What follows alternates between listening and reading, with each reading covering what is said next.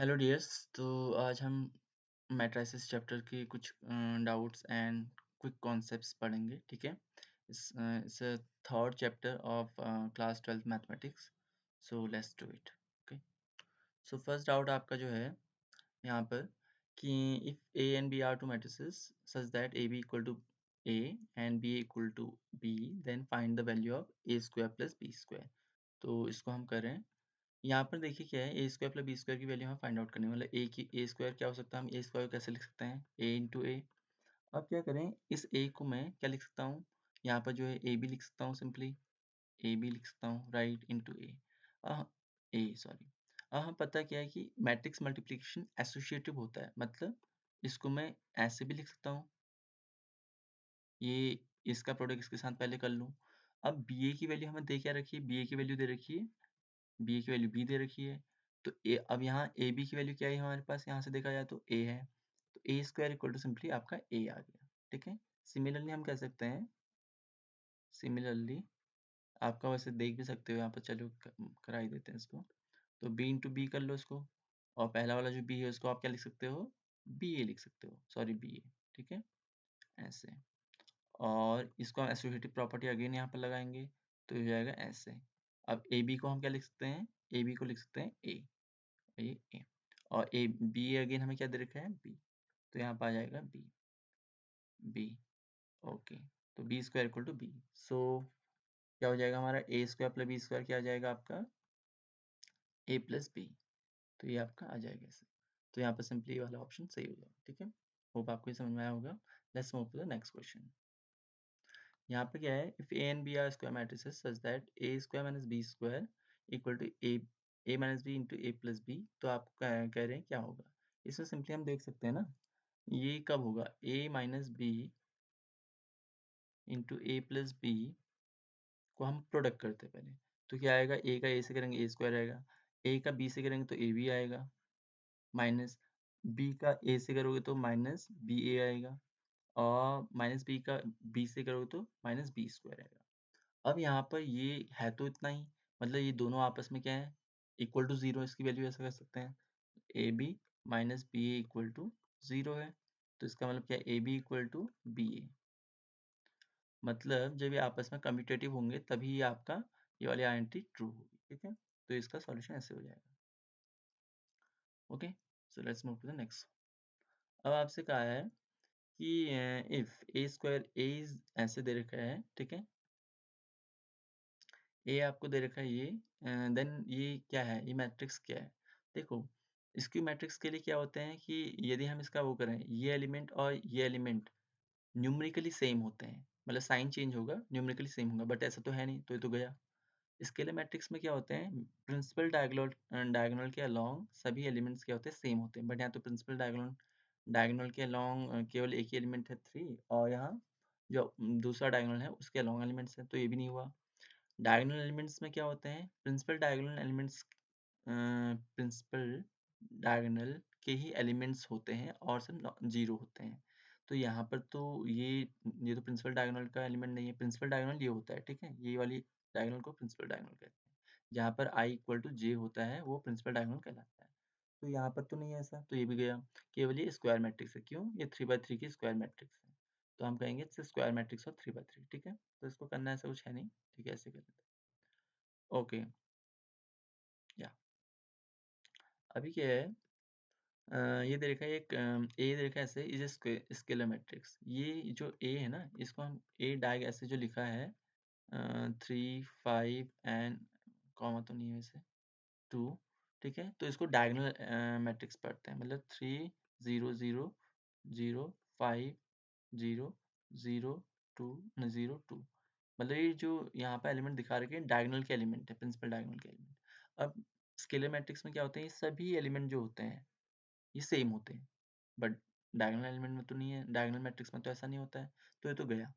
ठीक है, अब कह रहा है if all the matrixes of if a diagonal matrix has all non zero element equal, मतलब ये वाले एलिमेंट जो प्रिंसिपल डायगोनल के एलिमेंट सब इक्वल हो जाए, तो स्केलर मैट्रिक्स कहलाएगा। हाँ, that's what the scalar matrix की डेफिनेशन है, ये सभी एलिमेंट स्केलर मैट्रिक्स में सेम होते हैं, तो दिस इज ट्रू। तो यहाँ पर जो आपका डी वाला ऑप्शन होता है ना, assertion is false but reason is true, वो वाला सही हो जाएगा, ठीक है। तो अभी क्या है,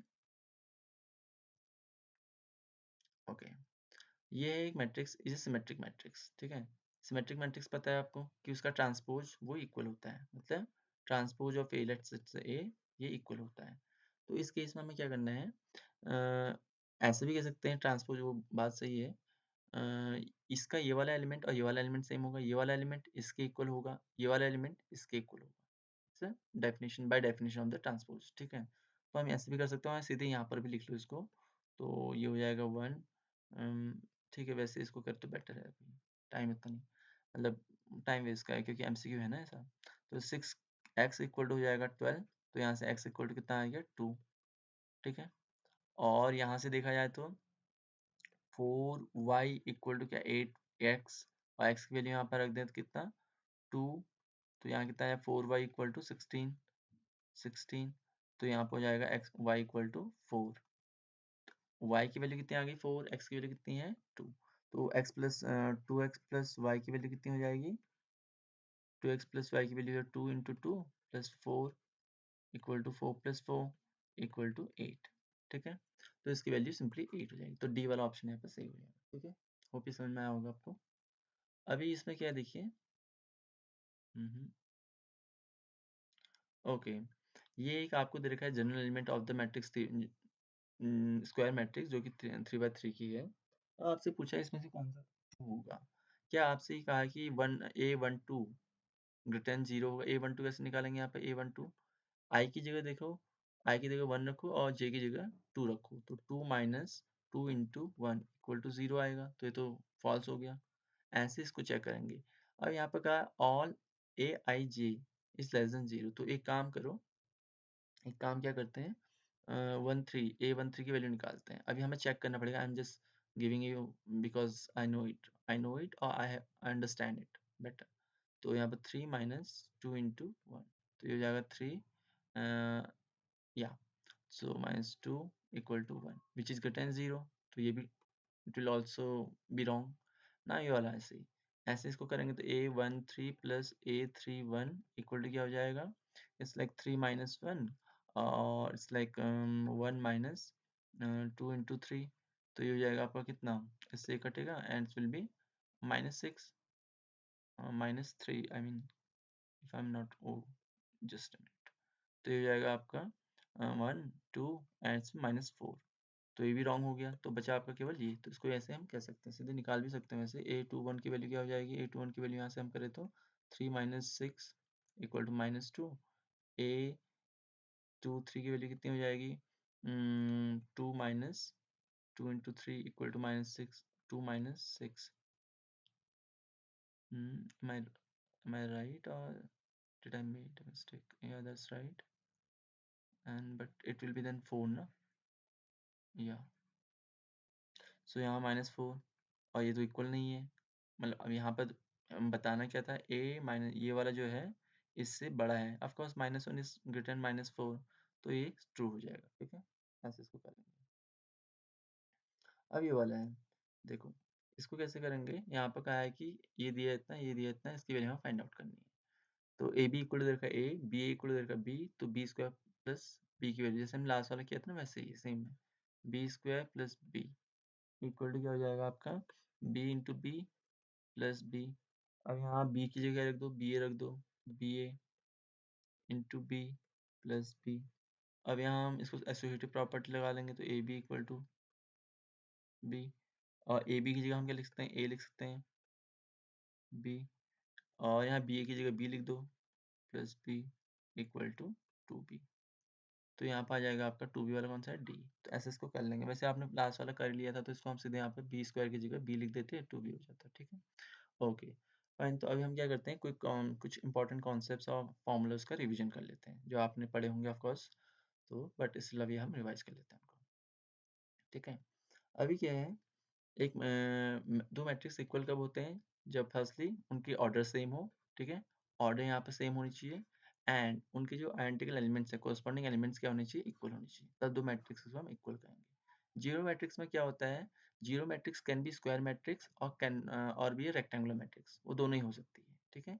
तो उसको हम कैपिटल ओ से डिनोट करते हैं, ठीक है। उसको जरूरी नहीं है कि स्क्वायर ही हो।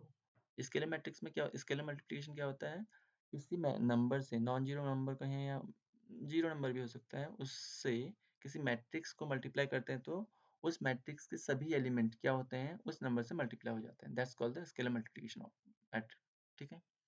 अभी क्या होता है स्केलर मल्टीप्लिकेशन में, सॉरी मैट्रिक्स मल्टीप्लिकेशन एग्जिस्ट कब करता है, जब आपका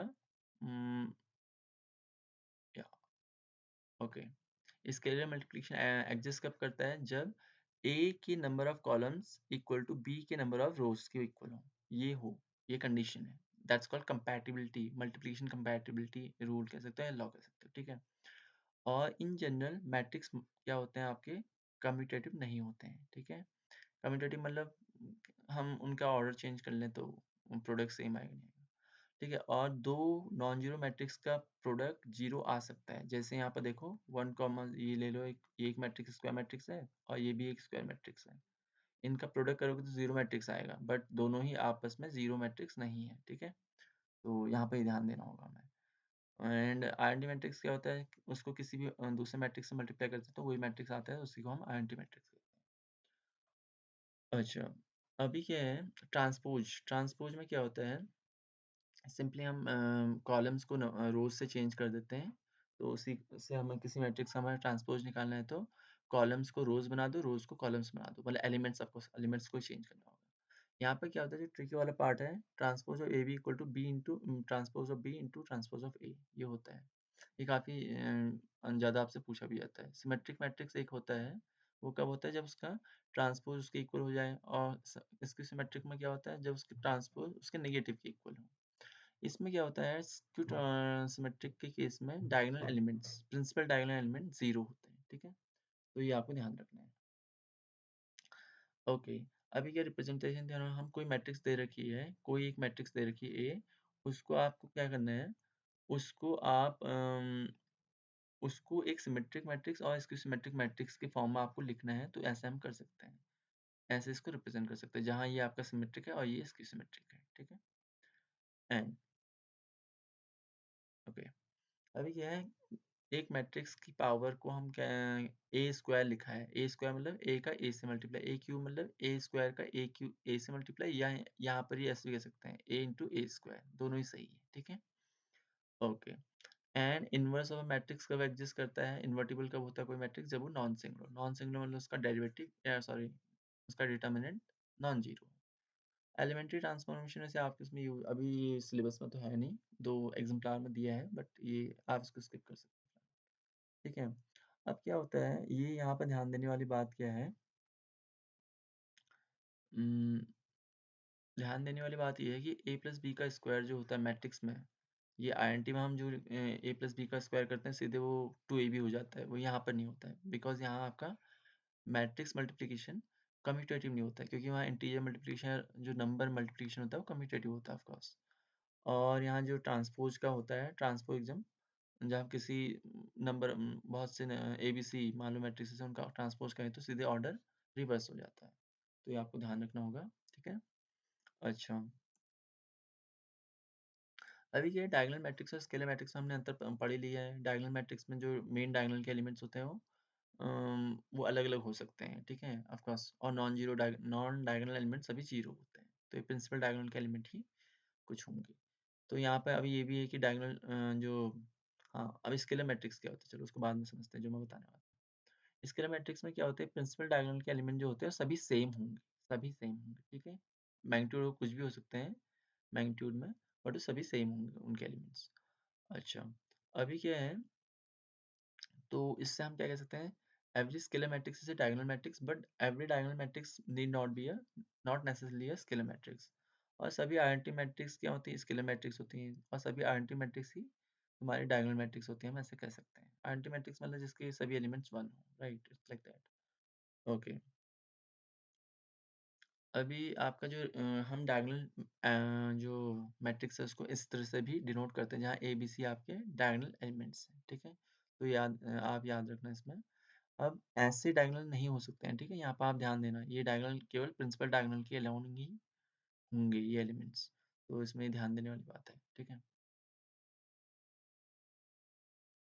अभी क्या है, इसको डायगोनल एलिमेंट क्यों इम्पोर्टेंट है?